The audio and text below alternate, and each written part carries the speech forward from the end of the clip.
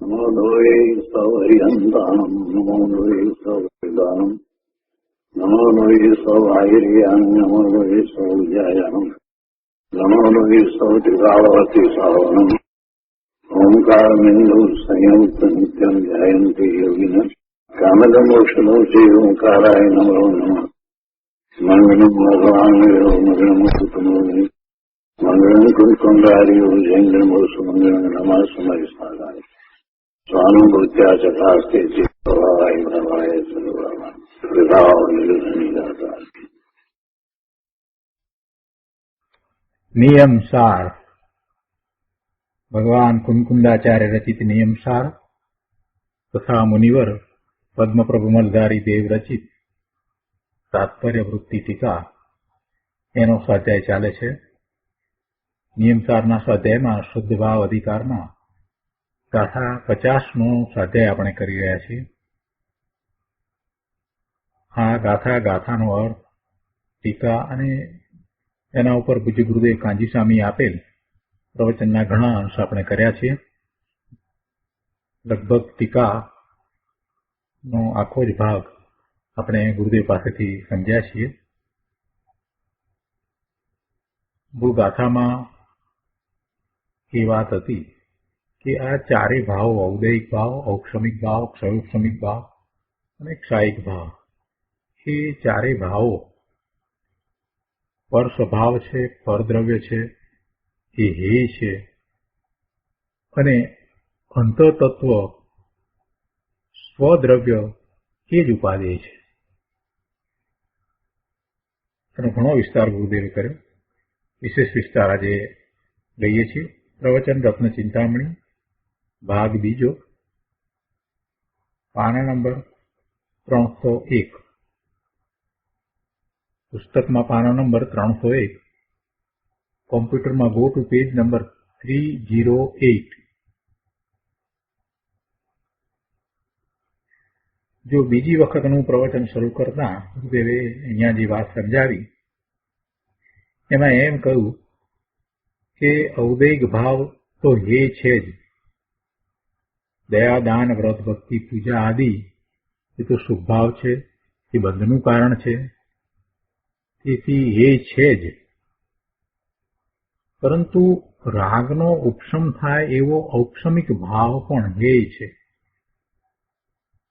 અનાદિનો મિથ્યા દ્રષ્ટિ છે, એને સમ્યક દર્શન થાય છે તો પહેલા એને ઔક્ષમિક સમ્યક દર્શન થાય છે.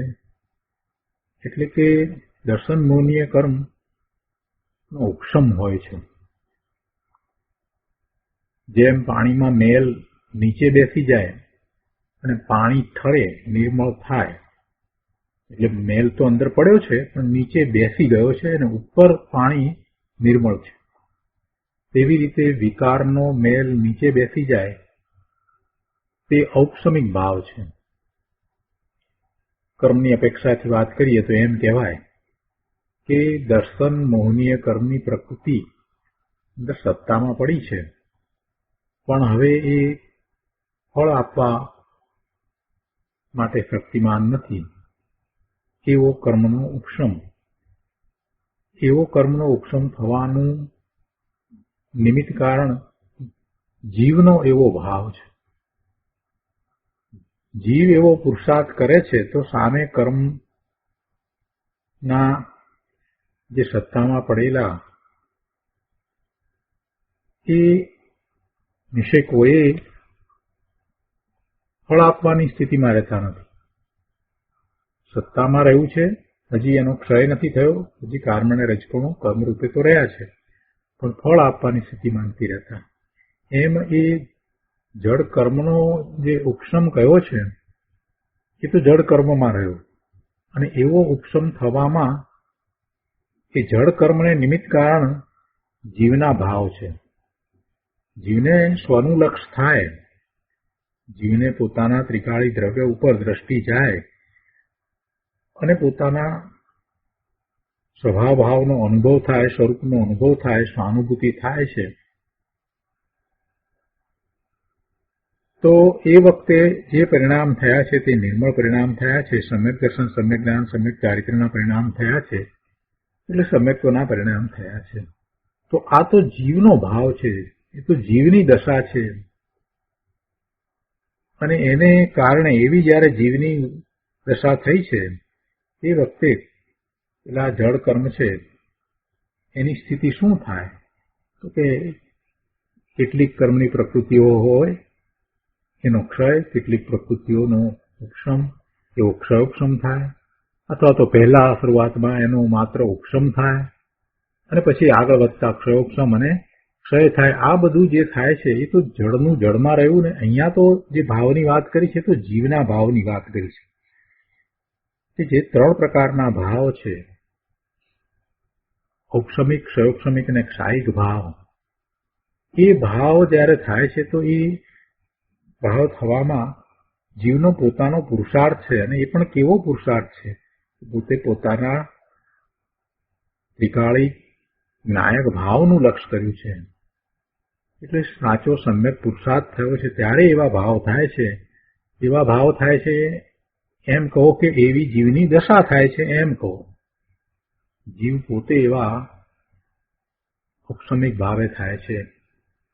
તો ગુરુદેવ અહીંયા એ વાત સમજાવે છે કે જેમ પાણીમાં મેલ નીચે બેસી જાય અને પાણી ઠરે નિર્મળ થાય, તેમ વિકારનો મેલ નીચે બેસી જાય તે ઔક્ષમિક ભાવ છે. કેમ કે હજી એને વિકાર ચાલ્યો ગયો છે એમ નથી. સમ્યક દર્શન થાય ત્યારે અનંતાનું બંદી કસાય જાય, પણ છતાંય હજી કસાયની બીજી 3 ચોકડી બાકી પડી છે અને 9 પ્રકારના 9 કસાયો હજી અંદરમાં પડ્યા છે. એટલે હજી એનો વિકાર ક્યાં ટળ્યો છે? પણ આવી દશા થઈ છે તો ત્યાંથી ધર્મની શરૂઆત થાય છે. એ 4થા ગુણસ્થાનની દશા છે. છતાંય કહે છે કે એવી દશા થઈ છે તો એ દશા પણ હેય છે. હેય છે એટલે એ દશાનું લક્ષ્ય છોડીને પોતાના ત્રિકાળી ધ્રુવનું લક્ષ્ય કરવા લાયક છે. હેય છે એટલે એ દશા જે થઈ છે એમાં એકાગ્રતા થઈ શકતી નથી. એનું ચિંતન કરવા જાય એ દશા જે પોતાને થઈ એ દશાનું, તો એ વિકલ્પ ઉઠે છે. પરંતુ એમાંથી ફરી પાછી એવી દશા થતી નથી, માટે એને હેય કહી. એ ભાવને એમ કહ્યું કે એ ત્યાગવા યોગ્ય ભાવ છે. એટલે કે એ દશા છે તે ત્યાગવા યોગ્ય છે. જો તેણે આત્મજ્ઞાન, સમ્યક દર્શન અર્થાત ધર્મનું પહેલું પગથિયું, ધર્મની પહેલી શ્રેણી કે જે અનંતકાળમાં નહીં પ્રગટેલી એવી અપૂર્વ દશા છે તે પ્રગટ કરવી હોય, એની એવી દશા પ્રગટ કરવી હોય તો આ ઔદૈક ભાવ, ઔક્ષમિક ભાવ, ક્ષયોક્ષમિક ભાવ અને ક્ષાયિક ભાવ એ ચારેય ભાવોને એને છોડવા લાયક માનવા પડશે. છોડવા લાયક એટલે કે એનો ઉપયોગ ત્યાં ન લઈ જતા, એ તરફ નહીં વળતા પોતાને પોતાના ત્રિકાળી શુદ્ધ ધ્રુવનું લક્ષ્ય કરવું પડશે. એ ચારેય ભાવોને હેય માનવા પડશે. એટલે કે એ ભાવોનું લક્ષ્ય ન કરાય એમ એને સ્વીકારવું પડશે. એ ચારેય ભાવો જે છે એ પરિણામરૂપ છે. એવી દશા થાય છે તો એ પર્યાય છે, તો એવા પરિણામ, એવી પર્યાય, એવી અવસ્થાનું લક્ષ્ય ન કરાય. પણ જે શાશ્વત ટકીને રહ્યું છે, એકરૂપ રહ્યું છે, ત્રિકાળ છે, એવું પોતાનું શુદ્ધ સ્વરૂપ, સિદ્ધ સમાન પોતાનું ત્રિકાળ શુદ્ધ સ્વરૂપ, એનું લક્ષ્ય કરાય. જોકે એ ચારેય ભાવોને વ્યવહારનયના કથન દ્વારા ઉપાય 2 કહેવામાં આવ્યા હતા, એટલે કે જાણવા લાયક છે, તો પણ શુદ્ધ નિશ્ચયના બળે તેવો હેય છે. આવી વાત છે. આ બધી વાત અગાઉ પણ આવી ગઈ છે. અહીંયા કેટલીક વાત બીજી પણ વધારાની સમજવાની રીતે કામની છે, એટલે આપણે લઈએ છીએ.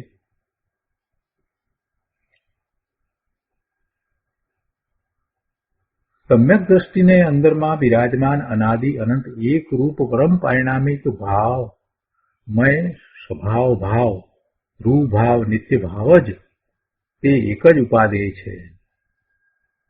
બીજું કાંઈ એને ઉપાદેય હોતું જ નથી. તેમજ જેને ધર્મનું પહેલું પગથિયું પ્રગટ કરવું છે, કે જેને મોક્ષ માર્ગમાં આવવું છે, એને ધર્મની શરૂઆત કરવી છે, એને સાચો પુરુષાર્થ કરવો છે, તેને પણ અનાદિ અનંત ચૈતન્ય સ્વરૂપ શુદ્ધ પરમ પારિણામિક સ્વભાવ ભાવે રહેલ ત્રિકાળી નાયક ભાવ જ એક આદરણીય છે. આદરણીય છે એટલે કે એ જ આશ્રય કરવા લાયક છે અને ત્યાં દ્રષ્ટિ કરવા લાયક છે અને ત્યાં દ્રષ્ટિ કરતા નિર્મળ પરિણામ થાય છે. આવી વાત છે.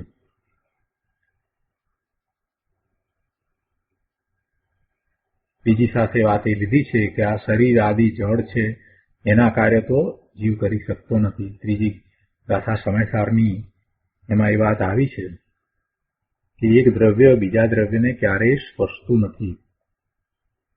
પોતે પોતાના દ્રવ્ય ક્ષેત્રકાળ ભાવમાં જ રહે છે. દરેક દ્રવ્ય પોતે પોતાના દ્રવ્ય ક્ષેત્રકાળ ભાવથી છે, અન્યના દ્રવ્ય ક્ષેત્રકાળ ભાવથી નથી, અને બીજાના દ્રવ્ય ક્ષેત્ર કાળ ભાવને એ સ્પર્શતો પણ નથી. એટલે ગુરુદેવ કહે છે કે આ શરીર, વાણી, મન, કર્મ એ બધાને તો બાજુ પર મૂકો, કેમ કે એ તો બધા પર છે અને આત્મા એને તો અડતોય નથી, એને સ્પર્શતોય નથી. શરીરથી જુદો આત્મા છે એમ જે બોલતા હતા એને હવે અહીંયા સમજવાની જરૂર છે કે જુદો એટલે શું, કઈ રીતે જુદો. તો કહે છે કે એને એ સ્પર્શતોય નથી. સ્પર્શતોય નથી એટલે કે એમાં એ પહોંચતો નથી, એમાં પ્રવેશ પામતો નથી, એના કોઈ કાર્ય કરતો નથી. શરીરના, વાણીના, મનના કે કર્મના એક પણ કાર્ય આત્મા કરતો નથી. એનું એ કાંઈ કરતો નથી. એવો એ આત્મા પરનો અકર્તા છે. પરનો એ અકર્તા છે. જળ કર્મ છે એને પણ આત્મા અડતો નથી. જળ કર્મ જે બંધાયા એ કાર્મણ રજકણો ભેગા થઈને બંધાયા, તો એનું આત્મા શું કરે? એ એનાથી જુદું દ્રવ્ય, એનું આત્મા કાંઈ કરે નહીં. જે બંધાયા છે એ પોતે એના કારણે એના કાળે છૂટે છે. સ્થિતિબંધ છે એટલે સ્થિતિબંધ પૂરો થતા એક કાર્બન રજકણો છૂટા પડી જાય છે, વિખરાઈ જાય છે. એમાં આત્માએ શું કરવાનું આવ્યું? આત્માએ કાંઈ કરવાનું હોતું જ નથી. દરેક કર્મ છે, જળ કર્મ છે, એનો બંધ છે. તો એ બંધ ચાર પ્રકારે આપણે જાણીએ છીએ. પ્રકૃતિબંધ, પ્રદેશબંધ, સ્થિતિબંધ અને અનુભાગ. તો સ્થિતિબંધનો અર્થ જ એ થાય છે કે એની નિશ્ચિત સ્થિતિ છે, નિશ્ચિત સમય સુધી જ એ કર્મ રહે છે, ત્યાર પછીથી એ ખરી જાય છે. જીવ કાંઈ પણ કરે કે ન કરે એ કર્મ ખરી જ જાય છે. એ કર્મનું ખરવું એમાં જીવ કાંઈ કરી શકતો જ નથી. જીવ તો માત્ર પોતે પોતાના ભાવે રહે છે અને પેલું કર્મ જે છે તે ખરી જાય છે. એનો બંધનો જેટલો સમય છે એટલો સમય રહે છે અને પછી ખરી જાય છે. અને આ ખરી જાય છે એ વખતે જે ઉદય છે તો એના જે ફળ આવ્યા છે તેની સાથે જોડાઈને જીવ નવા કર્મ બાંધી લે છે અને એમ એને કર્મનું બેલેન્સ એટલું ને એટલું જ રહ્યા કરે છે. કર્મ રહિત દશા એની થતી જ નથી. કે ખરેખર તો જીવે કર્મનું કાંઈ કરવાનું નથી, જે કર્મ બંધાયા એનું કાંઈ કરવાનું નથી, પણ પોતે પોતાના સ્વરૂપમાં રહે તો નવા કર્મ બંધાતા નથી અને જૂના કર્મ છે એ તો એનો સ્થિતિબંધ પૂરો થતા, વિપાક નેજરા થતા ખરી જવાના જ છે. અને એમ એ શુદ્ધિની વૃદ્ધિ રૂપ નેજરા એને થાય છે. શુદ્ધિ ઘટવી, શુદ્ધિની વૃદ્ધિ થવી એવી નેજરા સંવર સહિતની દશામાં હોય છે. એટલે કે નવા કર્મ ન બાંધે ત્યારે હોય છે. આ બધું જે સમજતો નથી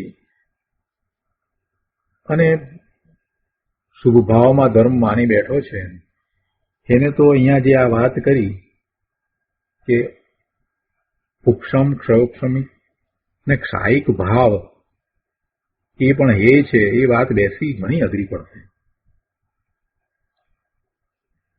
ગુરુદેવ કહે છે કે આત્મા જળને તો ક્યારેય અડ્યો જ નથી. જળને તો અડતોય નથી, એનામાં પહોંચતો નથી, એના કોઈ કાર્ય કરતોય નથી. એટલે એ તો એનાથી છૂટું પડ્યું છે, પણ એમાં એ માન્યતા કરે છે, પોતાપણાની માન્યતા કરે છે, એમાં મારાપણાનો ભાવ કરે છે, એમાં એકત્વ કરે છે કે એ રૂપે હું છું, શરીર રૂપે કે મન રૂપે કે વાણી રૂપે હું છું, આ વાણી છે તે મારી છે, આ બધું મારું પરિણમન છે. એ બધી એની માન્યતા છે. એની માન્યતા હોય એટલે કઈ સાચું છે એમ તો નથી. સત્ય તો જે જિનેશ્વર ભગવાનની વાણીમાં આવ્યું તે સત્ય છે. એ માને કે હું આ દયાદાન વ્રત તપ કરું છું તો ખરેખર એ બધી બાહ્ય ક્રિયા છે એ આત્માની તો છે નહીં. એ માને એથી કઈ ક્રિયાઓ આત્માની થઈ જતી નથી. કોઈ પણ પરમાણુ, 12માં એક પણ પરમાણુ ને એ અડતો નથી, સ્પર્શતો નથી. શરીરને ક્યાંથી સ્પર્શે, મનને ક્યાંથી સ્પર્શે, વાણીને પણ ક્યાંથી સ્પર્શે? અરે એ જે પૂતગલના સ્કંદ છે ને એમાં જે રહેલા પરમાણુ છે ને એ દરેક પરમાણુ પણ સ્વતંત્ર છે અને એ પણ એકબીજાને ખરેખર તો સ્પર્શતા નથી, એકબીજાનું કાર્ય કરતા નથી. દરેક પરમાણુ પોતે પોતાનામાં રહ્યો છે. આવી વાત છે તો પછી એને આત્મા તો ક્યાંથી અડે? દરેક દ્રવ્ય વસ્તુ પોતાના દ્રવ્ય ગુણ પર્યાયમાં અસ્તિત્વ રાખે છે. અહીંયા 302 પાના ઉપર ગુરુદેવ અહીંયા સમજાવે છે, ચોથી લીટીમાં કહે છે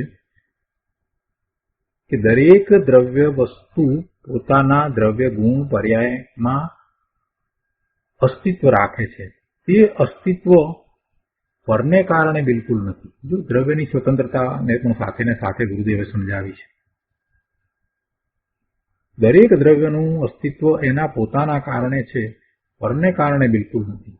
દરેક પદાર્થ, પરમાણુ હો કે આત્મા હો, તેનું અસ્તિત્વ પોતાના ત્રિકાળી દ્રવ્ય વસ્તુમાં છે. ત્રણેય કાળ એનું જે વસ્તુ, એવું જે દ્રવ્ય, એની અંદર એનું અસ્તિત્વ છે. પોતાના ત્રિકાળી દ્રવ્ય વસ્તુમાં એનું અસ્તિત્વ છે. પોતાની શક્તિ એટલે કે ગુણમાં એનું અસ્તિત્વ છે. અને ત્રીજું, પોતાની વર્તમાન અવસ્થા, હાલત, પર્યાયમાં એનું અસ્તિત્વ છે. પોતાની વર્તમાન અવસ્થા, હાલત, પર્યાયમાં એનું અસ્તિત્વ છે. આ ત્રણમાં પદાર્થની હયાતી છે, હોવાપણું છે, અને તેથી તે બીજા દ્રવ્યને અડતો નથી. વિતરાગ પરમેશ્વરનો આવો માર્ગ છે. મહાવીર ક્ષેત્રને વિશે 20 તીર્થંકર ભગવાન બિરાજે છે અને હજારો કેવડીઓ ત્યાં બિરાજે છે. હરિયન પરમેશ્વર છે, હજારો ગણધર ભગવાન છે જે આ ભવે મોક્ષે જનાર છે. આચાર્યો છે, ઉપાધ્યાય છે, મુનિવર છે.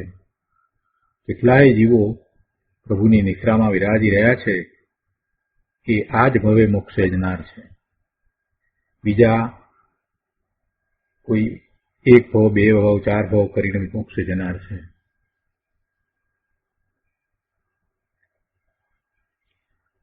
એટલે અહીંયા તો એ વાત કરવી છે કે આત્માનું સ્વરૂપ કે બીજા અન્ય દ્રવ્યનું સ્વરૂપ કેવું છે એને જો એ બરાબર સમજે તો પછી આત્મા પરના કાર્યો કરે છે એ માન્યતા એની નીકળી જાય. આત્મા પર પદાર્થ સાથે રહ્યો છે એ માન્યતા પણ નીકળી જાય. પર પદાર્થથી એ જુદો જ રહ્યો છે. આકાશના એક જ ક્ષેત્રને વિશે રહેવા છતાં પણ એ પરથી હંમેશા જુદો જ છે. પરનું એ કાંઈ કરતો જ નથી.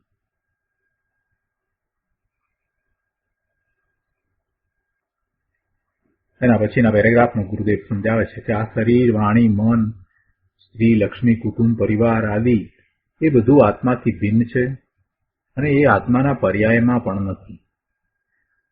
આત્માના અસ્તિત્વ સંબંધી જ્યારે એમ કહ્યું કે દ્રવ્ય, ગુણ અને પર્યાય સહિત એનું અસ્તિત્વ છે, એટલે વર્તમાન એક પર્યાય સહિત અસ્તિત્વ કહ્યું, તો એ પર્યાયની અંદર પણ આ શરીર, મન, વાણી અને આ સ્ત્રી, લક્ષ્મી, કુટુંબ એ બધું નથી.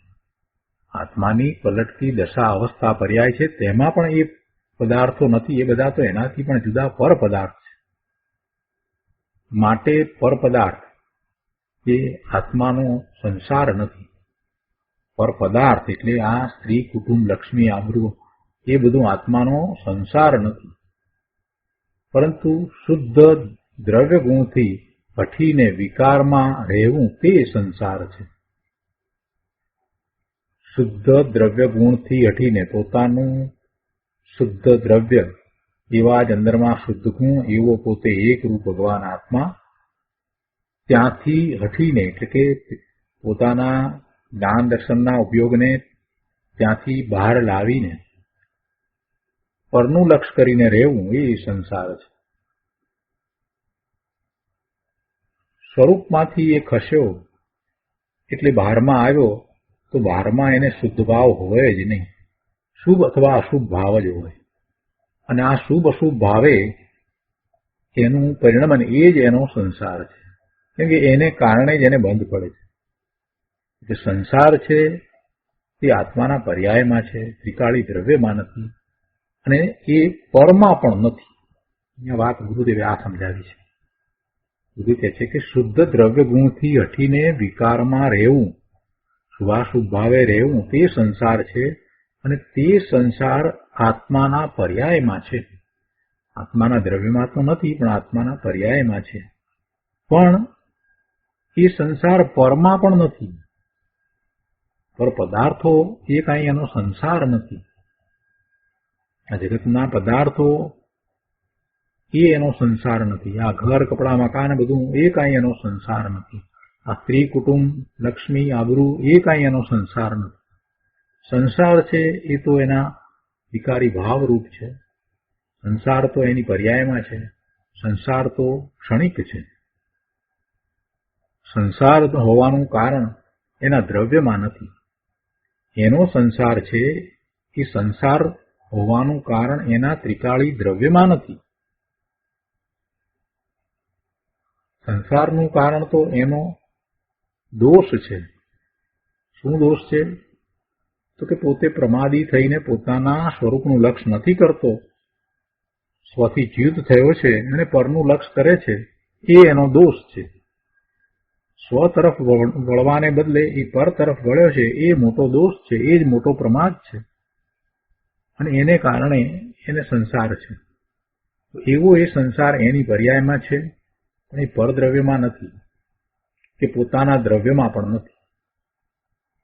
એટલે પરદ્રવ્યમાં જો એ સંસાર નથી તો પછી પરને હટાવવાની વાત જ નથી.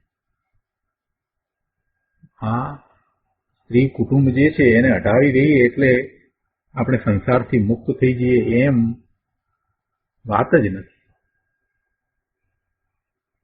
ગુરુદેવ કહે છે કે તેથી પરને હટાવવાની વાત જ નથી. કેમ કે સંસાર છે એ એની પર્યાયમાં છે, એ પરમાં નથી. એટલે પર વસ્તુને છોડી દેતા સંસારથી મુક્ત થઈ જવાય એ વાત નથી. પર વસ્તુ જે છે એ આમે એનાથી જુદી જ રહેલી છે. એટલે પર વસ્તુને હટાવવાથી કાંઈ એનો સંસાર હટી જાય એ વાત જ નથી. ગુરુદેવ કહે છે કે એણે આ વાત કદી સાંભળી નથી અને એ પ્રમાણે કર્યું નથી. એટલે તો એ 84 લાખ યોનિમાં ભ્રમણ કરી રહ્યો છે ને. એક આત્મજ્ઞાન અને આત્મદર્શન સંકિત વિના એને ભવના ભ્રમણ કર્યા, અનંત સંસાર કર્યો છે. અને આત્મજ્ઞાન, આત્મદર્શન વિના બીજું બધું કર્યું છે. બીજી બધી ક્રિયાઓના કરવાના ભાવ કર્યા છે. ક્રિયા તો એણે કરી નથી. ક્રિયા તો જે થવાની હતી તે થઈ છે, પણ એવા કરવાના ભાવ કર્યા છે. એમ એ સંસારમાં રહ્યો છે. તો વસ્તુ પદાર્થો છે તે સંસાર નથી અને એને હટાવવાથી સંસાર રહિત થવાતું નથી.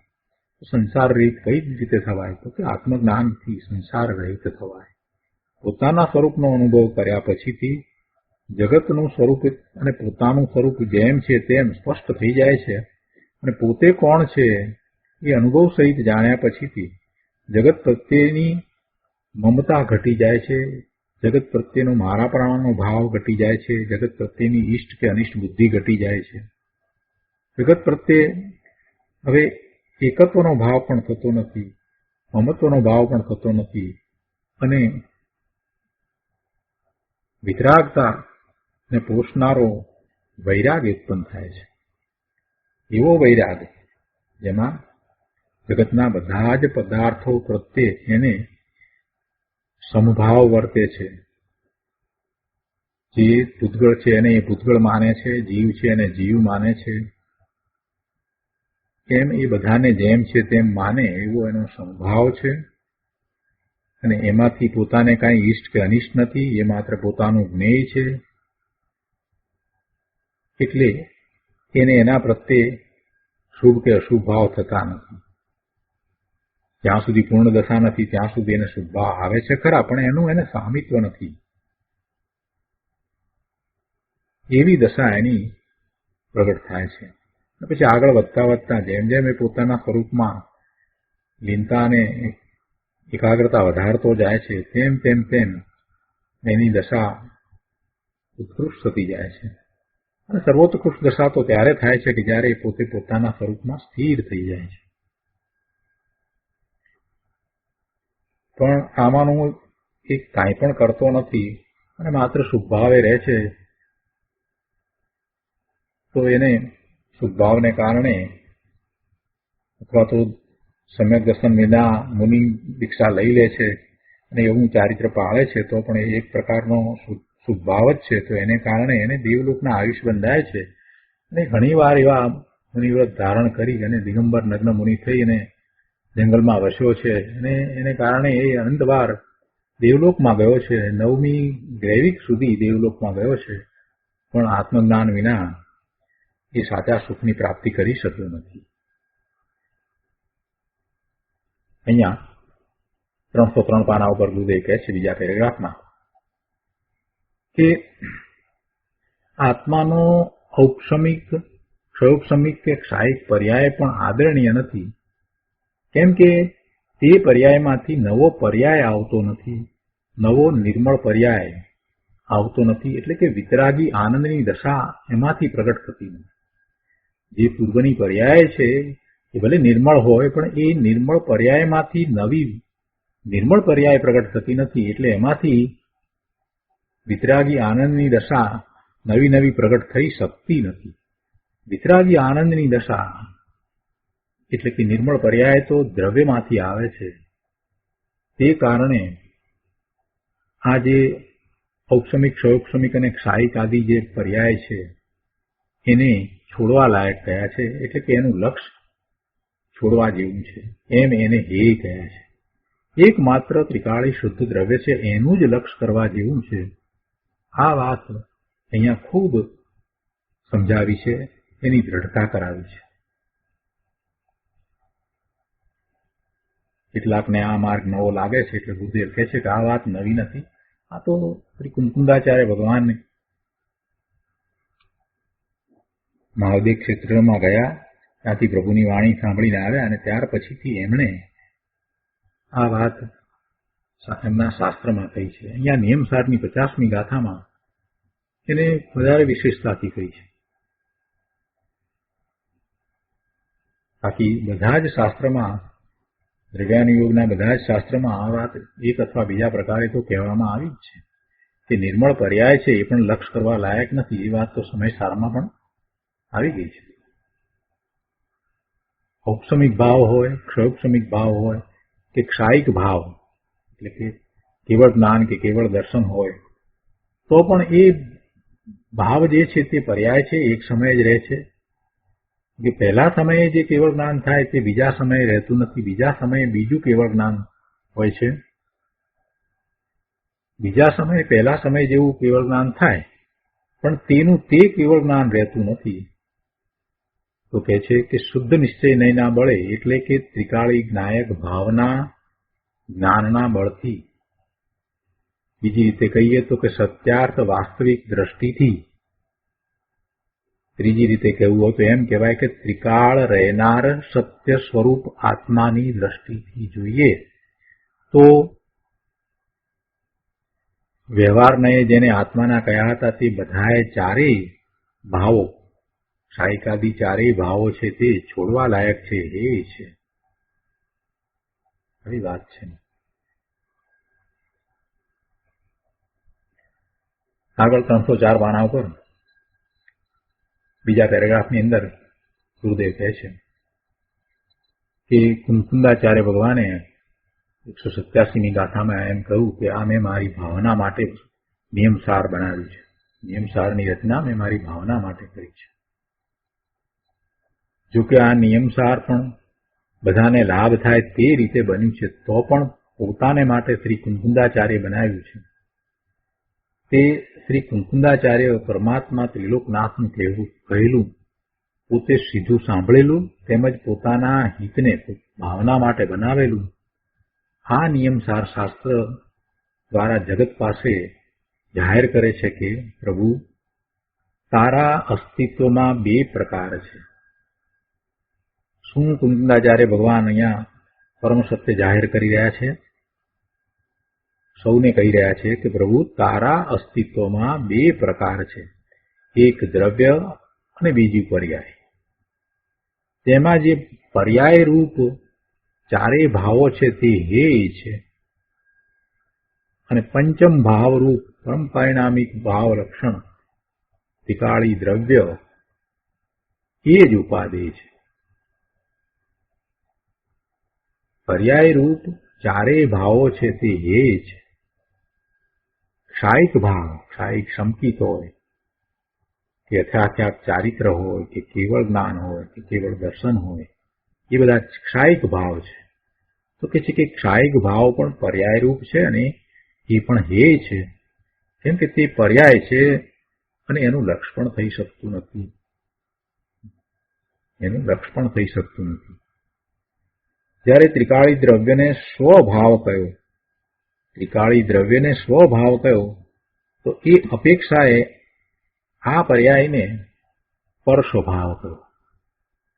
ત્રિકાળી દ્રવ્યને સ્વભાવ કયો તો એ અપેક્ષાએ આ પર્યાય જે છે, ચારે ભાવ છે, એને પર સ્વભાવ કયો અને એને જ પરદ્રવ્ય કહ્યું. પરદ્રવ્ય એ અપેક્ષાથી કહ્યું કે જેમ બીજા અન્ય દ્રવ્યમાંથી પોતાને સુખ, શાંતિ, આનંદની પર્યાય પ્રગટ થતી નથી, બીજા અન્ય દ્રવ્યમાંથી પોતાને આનંદ આવતો નથી, તેવી રીતે આ ચારે ભાવ જે છે, જે પર્યાય રૂપ છે, એ પર્યાયમાંથી નવી સુખ, શાંતિ, આનંદની દશા પ્રગટ થતી નથી. તેથી તેને પરદ્રવ્ય કહ્યા.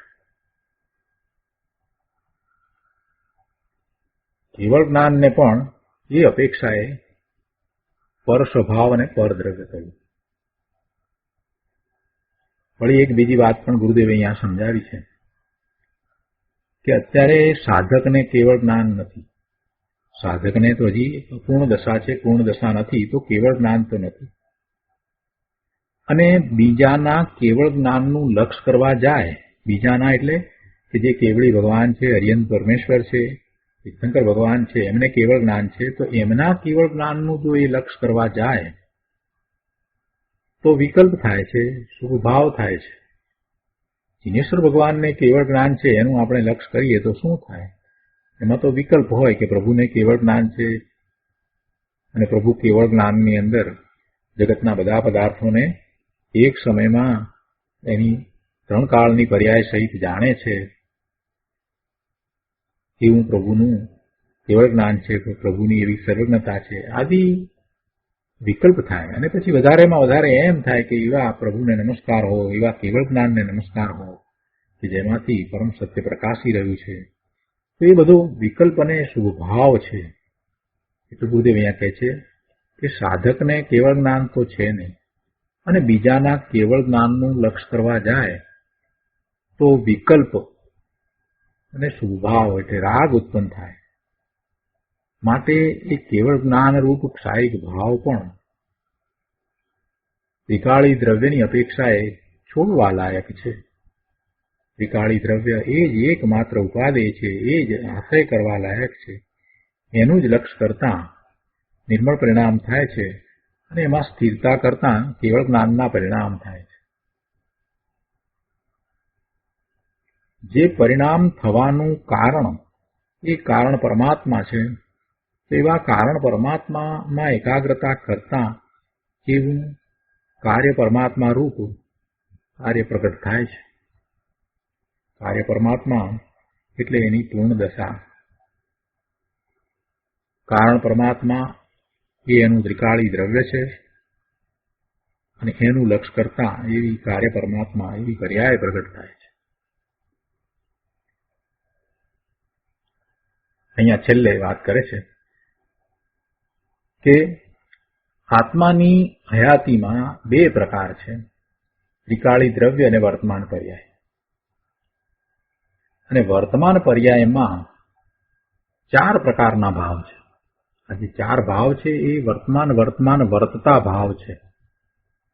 જે સમયે થાય છે ત્યારે તે વર્તમાનવત છે, ત્રિકાળી દ્રવ્ય છે અને એની એક સમયની કોઈ એક પર્યાય છે એ વર્તમાન પર્યાય. તો એ પર્યાય એ વર્તમાન પર્યાય એ આ ચાર ભાવ રૂપે હોય છે. ચાર ભાવમાંથી કોઈ પણ ભાવ એ વખતે એને હોય.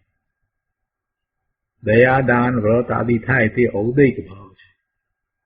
વર્તમાન પર્યાયમાં દયા, દાન, વ્રત આદિ થાય તે ઔદૈક ભાવ છે. એટલે એવા ભાવે એ થયો એવી એની દશા થઈ. રાગને ઠારતા ઉપશમ કરતા જે શાંતિ થાય તે ઔપશમિક ભાવ છે. રાગની મંદતા થાય, કષાયની મંદતા થાય અને જે શાંતિ થાય તે ઔપશમિક ભાવ છે. જ્ઞાન આદિમાં કાંઈક ઉઘાડ થાય અને કાંઈક વિઘ્ન આવરણ રહે તે ક્ષયોપશમિક ભાવ છે.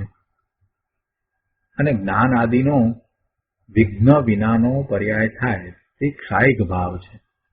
જો આ ચારેય ભાવની ફરીથી વ્યાખ્યા કરી, સહેજ જુદી રીતે કરી એટલે એ ચારે ભાવ સમજાય. આ ચારે ભાવ ક્યાં છે? જીવની પર્યાયમાં છે. એનું અસ્તિત્વ છે તો એ અસ્તિત્વમાં એક તો ત્રિકાળી દ્રવ્ય અને બીજી વર્તમાન પર્યાય. ત્રિકાળી દ્રવ્ય કયું? એમાં ગુણ આવી ગયા, અને બીજું વર્તમાન પર્યાય કહ્યું તો એ વર્તમાન પર્યાયમાં આ ચાર પ્રકારના ભાવ હોય છે. એક સમયની પર્યાયની અંદર એ વખતે જે ભાવ છે તે ભાવ પછી એનો એ રહેતો નથી, એ બદલાય છે. બીજા સમયે બીજી પર્યાય થાય એમાં બીજા પ્રકારનો ભાવ પણ હોય, એ પ્રકારનો ભાવ પણ હોય, પણ એ બીજો છે, એ પર્યાય બીજી છે. એટલે એમ એ પોતે એ ભાવે થાય છે તો એ બધી એની પોતાની જ દશા છે, પોતાની જ અવસ્થા છે, જીવની જે અવસ્થા છે. આ વાતને એને બેસાડવાની છે કે હું આ દયા, દાન, વ્રત આદિના ભાવે થઉં છું. દયા, દાન, વ્રત આદિ હું કરું છું એમ નહીં, પણ હું એવા ભાવે થઉં છું. અહીંયા એટલી વાતને એને પકડવાની છે. પણ એ ભાવે થતા હું શુદ્ધ ભાવે થતો નથી.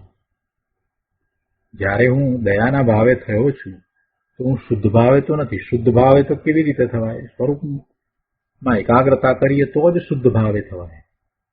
તો હું દયાના ભાવે થયું કે દાન કરવાના ભાવે થયો કે વ્રતના ભાવે થયો, તો એ બધા ભાવે થઉં છું ત્યારે હું શુદ્ધ ભાવે તો નથી.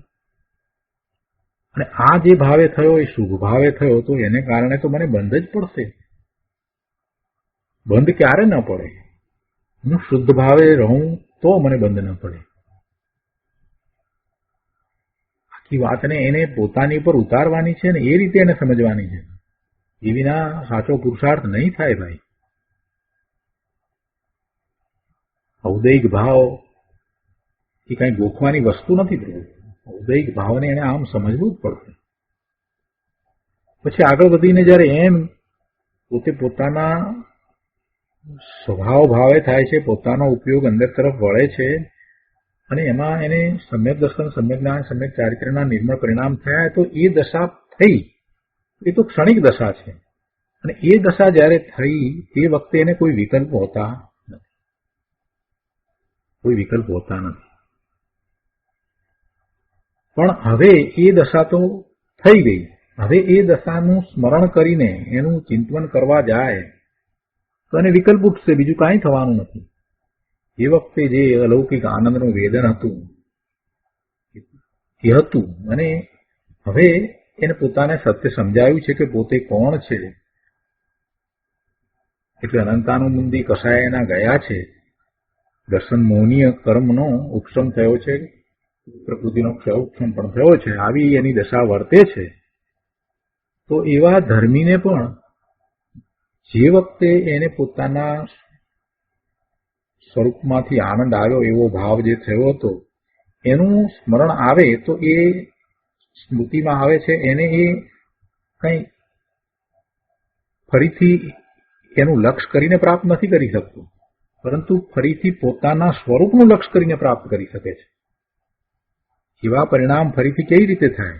સ્વરૂપનું લક્ષ્ય કરતા એવા પરિણામ ફરીથી થાય છે, નહીં કે પૂર્વે એવા પરિણામ થયા હતા એનું લક્ષ્ય કરતા થાય. માટે એ નિર્મળ પરિણામ છે એ દ્રષ્ટિનો વિષય બનતા નથી, એટલે એને હે કહ્યા છે. પછી એ ઔપસમિક ભાવ હોય, ક્ષયોપસમિક ભાવ હોય કે ક્ષાયિક ભાવ હોય, એ બધા પરિણામ સ્વરૂપનું લક્ષ્ય કરતા થાય છે. અને એમાંના કોઈ પણ પરિણામ એ પરિણામ છે પોતાના, પોતે એ પરિણામે થયો છે, એમાં એ પોતે જ એ ભાવે થયો છે, છતાંય એનું લક્ષ્ય કરવાથી નવા એવા નિર્મળ પરિણામ થતા નથી. માટે એ છોડવા લાયક છે. આમ એને પોતાની ઉપર વાતને ઉતારીને સમજવું પડશે. અહીંયા 305 પાના ઉપર ગુરુદેવ કહે છે કે આ ચારેય પર્યાય કહે છે કે ત્રિકાળી આત્મદ્રવ્યમાં નથી, અને તેથી પર્યાય રૂપ જે આ ચાર ભાવ છે તે હે છે. આવી સૂક્ષ્મ વાત છે.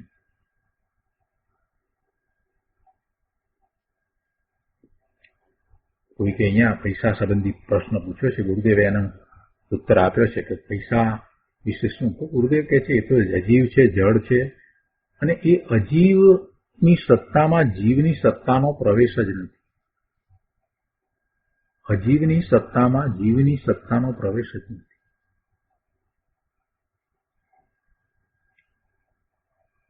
અજીવની સત્તા જીવની સત્તાને અડતી નથી. બંનેની સત્તા સ્વતંત્ર જુદી છે. ભગવાન આત્મા પોતે ચૈતન્ય મહાપ્રભુ છે,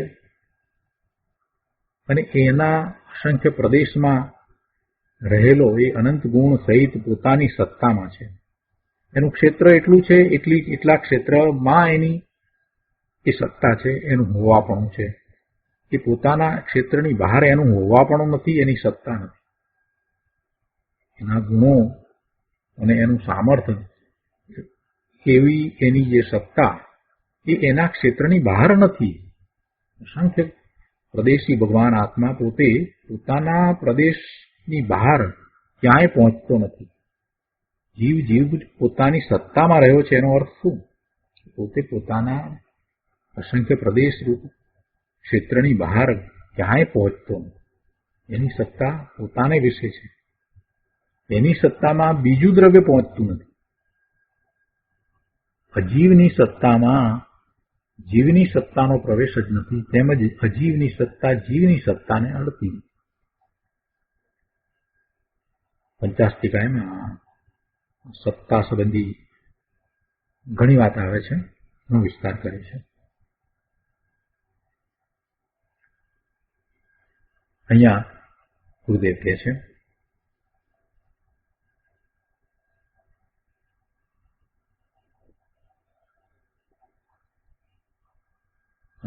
પાના નંબર 305 ઉપર, અહીંયા છેલ્લા પેરેગ્રાફની અંદર છેલ્લી 8 લીટીમાં કહે છે કે ભાઈ એકવાર સાંભળને કે શું પરની હયાતીના કારણે તારી હયાતી છે? શું શરીરની કે આ વાણીની હયાતીને લઈને તારી હયાતી છે? તું એટલે ભગવાન આત્મા. તો આત્માની હયાતી, એનું અસ્તિત્વ એ કંઈ શરીરને કારણે કે વાણીને કારણે કે મનને કારણે છે? એને લઈને તારી હયાતી છે, તેને લઈને તારું અસ્તિત્વ છે? આ શરીર, મન, વાણી એ તો બધા જડ છે. એ તો પરમાણુના સ્કંદરૂપ છે, એના એ પર્યાયો છે.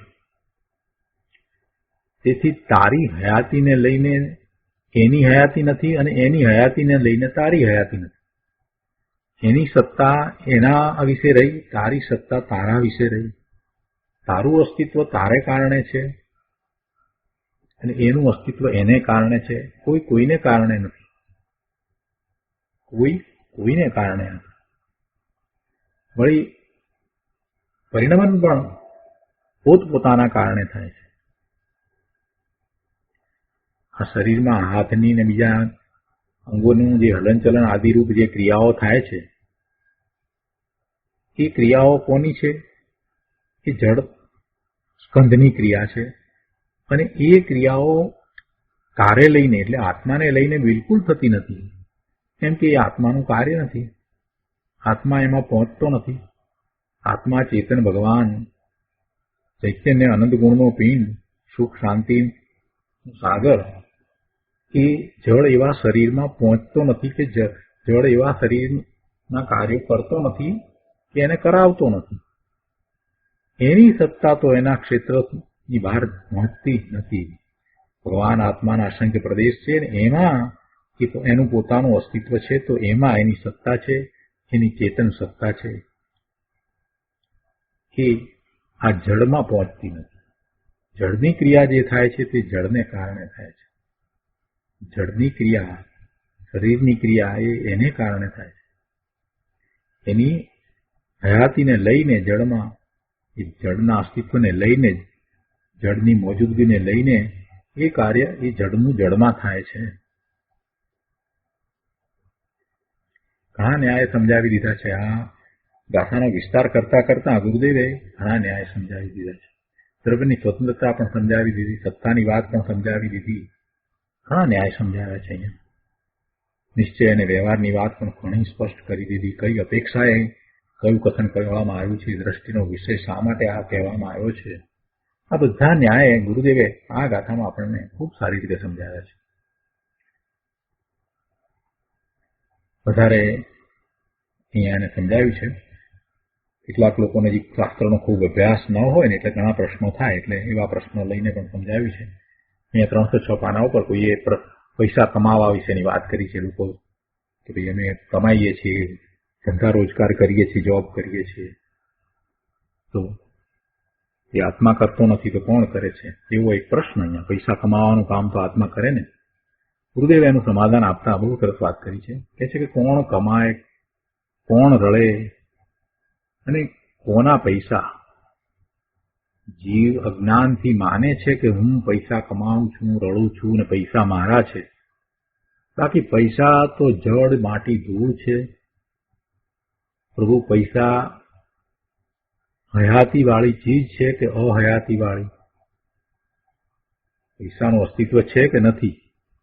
જો હયાતી વાળી ચીજ છે તો તે તેને લઈને છે કે તારે લઈને? જો એનું અસ્તિત્વ છે, પૈસા એ પરદ્રવ્ય, જુદું દ્રવ્ય, આ ચેતન ભગવાન આત્માથી એ જુદું દ્રવ્ય, એનું અસ્તિત્વ છે, હોવાપણું છે, તો એનું અસ્તિત્વ તારે લઈને છે કે એ એને લઈને છે? પૈસાની હયાતી પૈસાના દ્રવ્ય ગુણ પર્યાયને લઈને છે કે તારે લઈને છે? પૈસા એ પરદ્રવ્ય, જે જળ દ્રવ્ય, પૂતગળનો સ્કંધ, તો એનું અસ્તિત્વ એ તારે લઈને છે કે એને લઈને છે? એ પરમાણુઓ ભેગા થઈને જે સ્કંદ બન્યા છે પૈસારૂપ, એ તારે લઈને થયા છે કે એને લઈને થયા છે? એ દ્રવ્યનું તું શું કરે? એની જે પર્યાય થવાની હોય તે થાય, એમાં તારું શું ચાલે છે? તું એને શું કરી શકે? ગુરુદેવ કહે છે કે તેવી રીતે જેને તું મારી સ્ત્રી એમ માને છે અથવા તો મારો પતિ એમ માને છે, એ તારી માન્યતા છે. બાકી ખરેખર એ તારી સ્ત્રી નથી કે એ તારો પતિ નથી. કેમ કે આત્માને સ્ત્રી ન હોય કે આત્માને પતિ પણ ન હોય, આત્માને કાંઈ હોય નહીં. તો પછી સ્ત્રીની હયાતી, પતિની હયાતી, તો એ એના દ્રવ્યગુણ પર્યાયને લઈને એનામાં છે, અને એનું તું કાંઈ કરે એમ છે જ નહીં. તેમજ તારી પાસે જે કર્મ છે, એટલે કે એ જે બંધ કર્યા છે તેની હયાતી પણ એ કર્મને લઈને છે, પરંતુ આત્માને લઈને નહીં.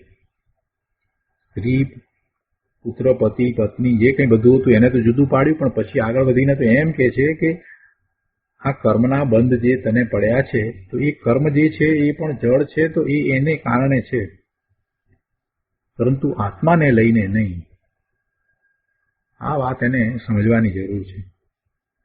આત્માએ તો માત્ર ભાવ કર્યા, ભાવ જેવા કર્યા એ પ્રમાણે એવો નિમિત્ત નૈમિતિક સંબંધ છે કે એ જાતના કાર્યના રજકણો ભેગા થઈને સ્કંદરૂપ થયા. એટલે એ બંધાયા છે તો એ પોતે બંધાયા છે કાર્બન રજકણો, અને છૂટા પડે છે તો એ કાર્બન રજકણો પોતે જાતે છૂટા પડે છે. પણ આત્મા એનું કાંઈ કરતો નથી. આત્માના ભાવ, એના ભાવ કર્મ અને એના નિમિત્તે પેલા જડ કર્મ બંધાય છે. એટલે એ જડ કર્મનું આત્મા કાંઈ કરે એમ નથી, કે જડ કર્મ આત્માની સત્તામાં વ્યાપીને કાંઈ કરી જાય એમ પણ નથી. ઘણા ન્યાય સમજાવ્યા છે.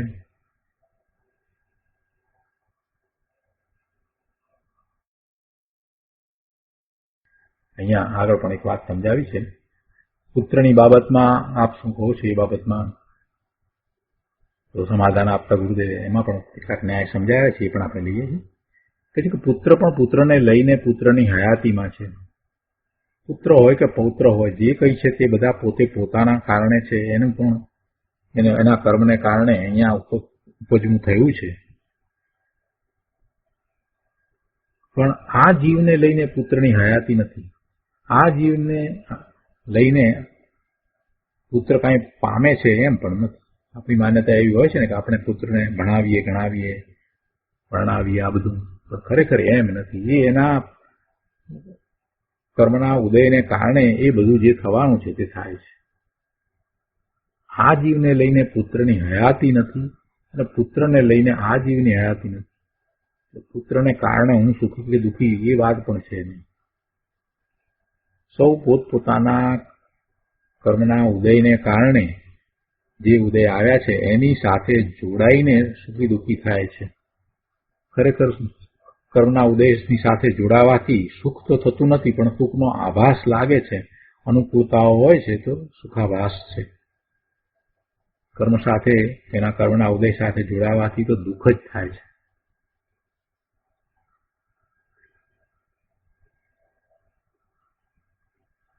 એટલે એની હયાતી એને કારણે છે, પણ આ જીવને કારણે નથી. ને આગળ 10મી લીટીમાં વાત કરે છે કે જળ આત્મા જે છે, જે જળ છે તે આત્મામાં કાંઈ કરતું નથી. જે જળ છે તે આત્મામાં નથી, અને આત્મા જળમાં નથી.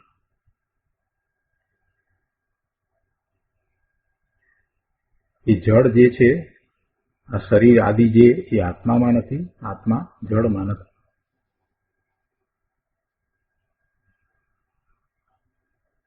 તો એ શરીર જે પાણી, સ્ત્રી, કુટુંબ વગેરે જે છે એ બીજા બધા પર છે, એ એના આત્મામાં તો છે જ નહીં.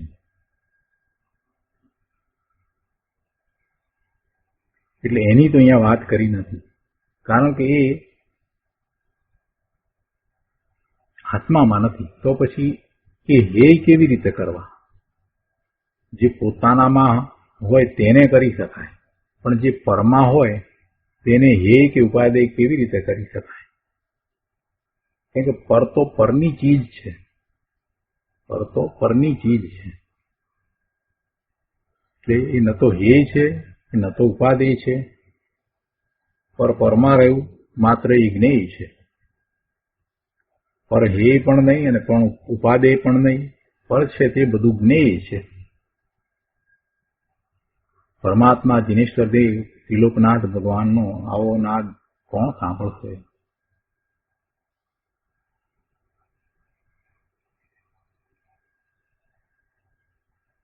છેલ્લે કહે છે કે અહીં તો 3 લોકના નાથની દિવ્ય ધ્વનિ દ્વારા જે વાત આવી છે તે છે. તેમાં પ્રભુ એમ કહે છે કે દિવ્ય ધ્વનિની હયાતી મારે લઈને નથી. આ દિવ્ય ધ્વનિ જે નીકળે છે પ્રભુના શરીરમાંથી નીકળે છે, પ્રભુના ઓઠ પણ હલતા નથી, તો એ દિવ્ય ધ્વનિ જે નીકળે છે એ પણ જળ છે અને એ જળની હયાતી એ જળના કારણે છે. પણ પ્રભુ એમ કહે છે કે મારા આત્માના કારણે એની હયાતી નથી. આવી વાત છે.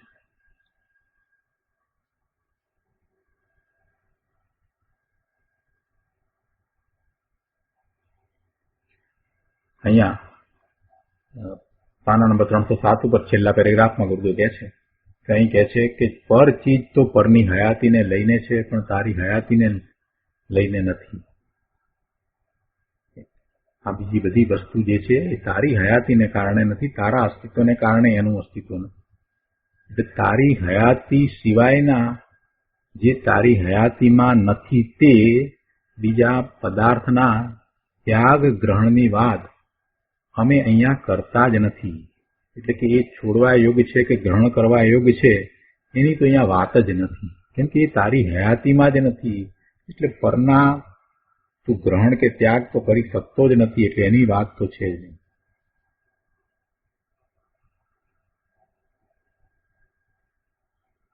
એટલે પરના ત્યાગ ગ્રહણ તો આત્મામાં કે આત્માના પર્યાયમાં પણ છે જ નહીં, કેમ કે પર રહ્યું. એ ભલે માન્યતામાં માને કે હું આ છોડું છું, પૈસો છોડું છું, ઘર છોડું છું, પણ ખરેખર એ પરને એ ગ્રહતો નથી તો છોડે ક્યાંથી? એટલે પરના ત્યાગ અને ગ્રહણ આત્મામાં નથી, આત્માની પર્યાયમાં પણ છે જ નહીં.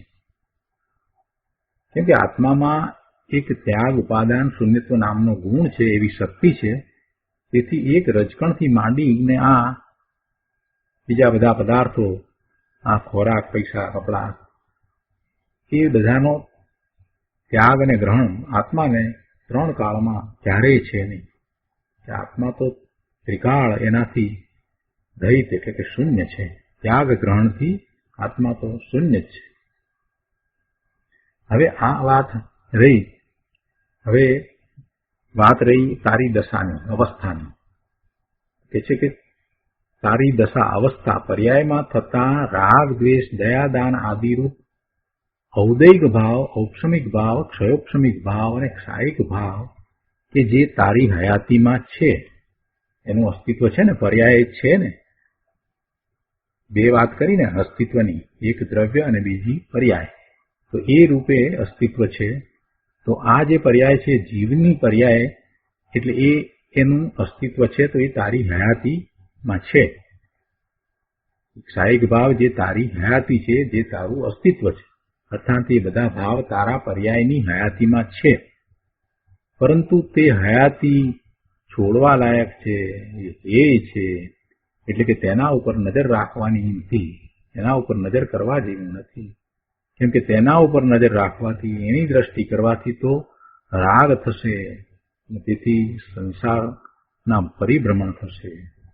માટે એ 4 ભાવ જે તારી પર્યાયમાં છે, એમાં એનું અસ્તિત્વ છે, એ પણ છોડવા લાયક છે, એમ અહીંયા કહે છે. તો આ રીતે બહુ સરસ વાત આવી. આજનો સ્વાધ્યાય અહીંયા સુધી રાખીએ છીએ. હવે સુખધામ બોલીએ. સુખધામ અનંત સુસંત ચરી દિન રાત રહે તદ જ્ઞાન મહી પ્રકાંતિ અનંત સુધામય જે પ્રણમુ પદતે વરતે જયતે